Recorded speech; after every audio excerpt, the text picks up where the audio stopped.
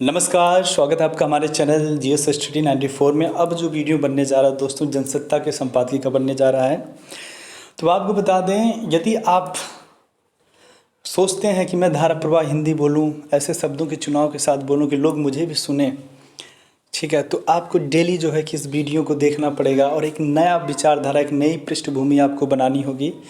मैं बता दूं आपको, 2 हफ्ते के अंदर आप एक धारा प्रवाह हिंदी में बोलने लगेंगे। तो उसके लिए थोड़ा सा आपको मेहनत करना पड़ेगा। ज़्यादा नहीं, आप वीडियो देखिएगा, उसके बाद कुछ लोग हैं जिन्हें आप उस लायक समझते हैं, उस स्तर के होंगे, तो उनसे आप जाकर डिस्कस करिएगा, किसी मुद्दे को उनके सामने रखिएगा, उस पर फिर विचार मंथन करिएगा।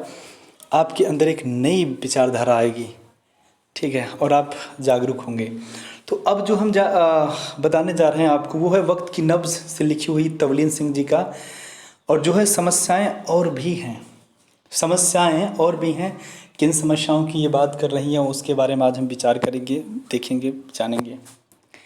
बता दें, ये लोग बड़े बड़े विचारक हैं, मतलब बता दें इनका बहुत बड़ा प्रभाव पड़ता है। जब ये लेख लिखती हैं ना लोग, तो इनका बहुत बड़ा प्रभाव पड़ता है समाज पे, राजनीति पे, देश पे, अर्थव्यवस्था पे। इसलिए जो भी आप पीडी वगैरह अलग से 200-300 का खरीद कर पढ़ते हैं ना, ये इन्हीं चीज़ों का है, पर ये कंप्लीट नहीं होता उन पीडी में, इनका अंश ही चुरा कर उसमें लिखा जाता है।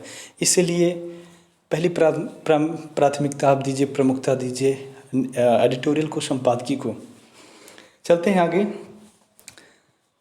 अगर आप मेंस में इन सारी बातों को लिखते हैं, पर एक होता है ना श्रृंखलाबद्ध तरीके से कैसे लिखा जाता है, तो बता दें जान डाल देंगे।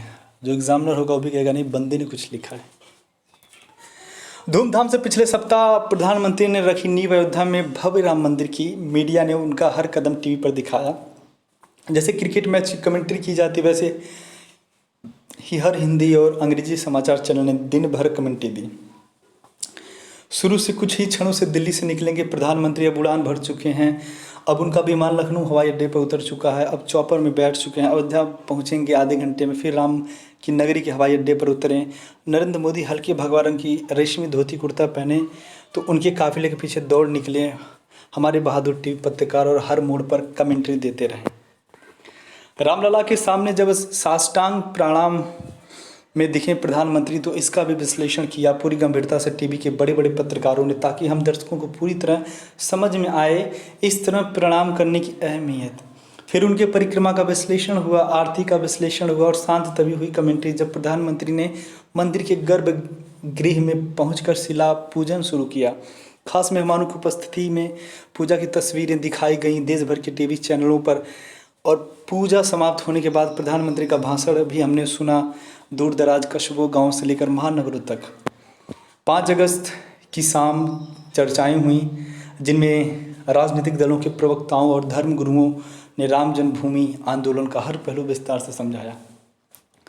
अब उम्मीद कर सकते हैं कि प्रधानमंत्री अतीत की समस्याओं को ताक पर रखकर वर्तमान की अति गंभीर समस्याओं की तरफ ध्यान देंगे। ये समस्याएं इतनी गंभीर और इतनी भिन्न कि शायद भगवान राम की इनका समाधान ढूंढने में हमारी मदद नहीं कर सकेंगे। अब भी सबसे बड़ी समस्या बनी हुई है यह महामारी। वे दिन गए जब हमने थालियां बजाकर और दिए जलाकर उम्मीद की थी प्रधानमंत्री के कहने पर कि 21 दिन में हम कोरोना को भगा सकते हैं। महामारी आई ऐसे समय जब देश में गंभीर राजनीतिक और आर्थिक समस्याओं का ऊंचा पहाड़ खड़ा हो गया है। पिछले सप्ताह जब प्रधानमंत्री रामलला की पूजा में व्यस्त थे, कश्मीर घाटी में 2 दिन का कर्फ्यू लगा दिया गया था, ताकि देश के दुश्मन जिहादी आतंकवादी वारदात करके उस तिथि का अपने हिंसक तरीके से जश्न न मनाएं। जब अनुच्छेद 370 को हटाया गया था, तो 1 वर्ष पहले और कश्मीर के 2 टुकड़े कर दिए गए थे और उसमें राज्य कहलाने का हक भी छीन लिया गया था। यह सब किया गया था अलगाववाद को समाप्त करने के लिए, ताकि शांति के माहौल में कश्मीर घाटी में विकास और तरक्की लाई जा सके। ऐसा होने के आसार अब भी नहीं दिख रहे हैं दूर तक, बावजूद इसके कि पूरी घाटी में लॉकडाउन रहा है पूरे साल। आपने देखा होगा तमाम तरह की बातें चल रही थी वहाँ पे, किस प्रकार से नेटवर्क जो 2G 4G सिस्टम होता है उसे बंद कर दिया गया है। अभी वहाँ पे 2G सेवाएं चालू हैं और बार बार याचिका दायर किया जा रहा है सुप्रीम कोर्ट में। सुप्रीम कोर्ट भी केंद्र सरकार से पूछ रही है कि आखिर क्या कारण है, आप स्पष्टीकरण दीजिए, कब तक स्टार्ट होगा, क्योंकि ये कहीं न कहीं उनके अधिकारों का उल्लंघन हो रहा है। ठीक है,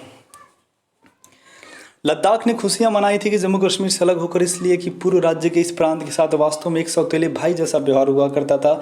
लेकिन अब जब सीमा पर तनाव बना हुआ तो लद्दाख के अच्छे दिन भी समाप्त हो चुके हैं। इसलिए कि जब तक तनाव रहता है सीमा पर, तब तक विकास की कौन बात कर सकता है। वैसे भी कोरोना ने पर्यटकों का आना बिल्कुल बंद कर दिया और लद्दाख की अर्थव्यवस्था काफ़ी हद तक पर्यटन पर निर्भर थी। इसलिए ऐसा कहना कि मोदी की कश्मीर नीति सफल ही गलत होगा। तो देखिए,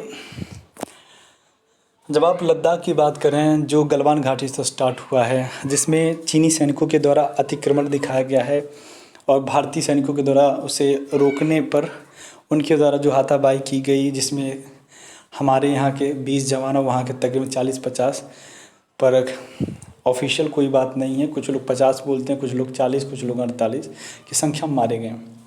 तो ये समस्याएं क्रिएट की जा रही हमारे शत्रु देश के द्वारा। तो ऐसे में तो नहीं है कि हम हाथ पे हाथ धर के बैठें, हमारी भी जिम्मेदारी होती है। मोदी की आर्थिक समस्याएं और भी ज़्यादा डरावनी है। देश भर में मंदी छाई रही। जब से कोरोना आया है मार्च के महीने में, कई छोटे उद्योग बिल्कुल बंद हो गए और बड़ी कंपनियां भी बुरे हाल में, क्योंकि उनके दफ्तरों में मुलजिम आ सकते हैं सिर्फ गिने चुने। बेरोजगारी जितनी आज है शायद कभी पहले नहीं हुई होगी।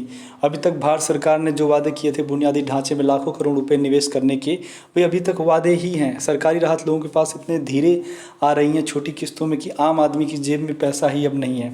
सो दुकानें खुल भी अगर गई हैं, ग्राहक इतने थोड़े आ रहे हैं कि खुलने के बाद भी मंदी चल रही है।